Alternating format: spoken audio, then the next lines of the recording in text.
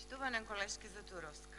Сите присутни во ова сала, без разлика дали сме опозиција или позиција, сме свесни дека продолжувањето на оваа седница е незаконско.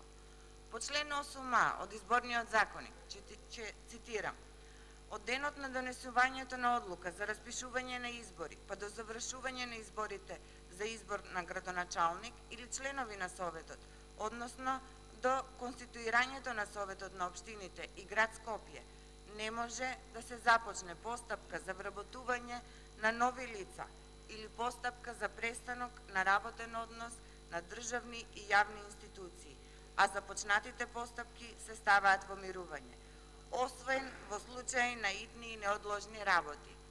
Непочитувањето на овој член повлекува кривична одговорност.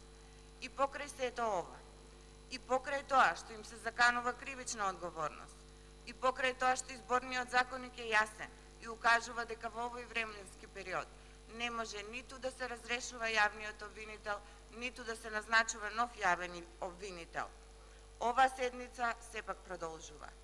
Продолжува за да не се расправа за други многу поважни работи.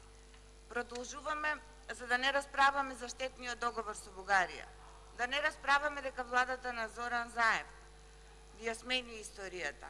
Продолжуваме за да не расправаме за законот за јазици, кој помина на влада, а со кој закон за јазици се утврдува двојазичност на цела територија на Република Македонија.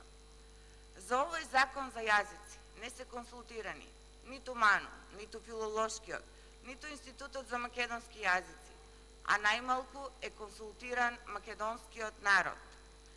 Да не расправаме за мигрантите, за кои повеќе нема да бидеме транзитна земја, туку ќе бидеме земја домаќин, на мигранти и бегалци, на кои како добри домаќини ќе треба да им овозможиме вработување, станување, домување, работа, кредити, социјална заштита.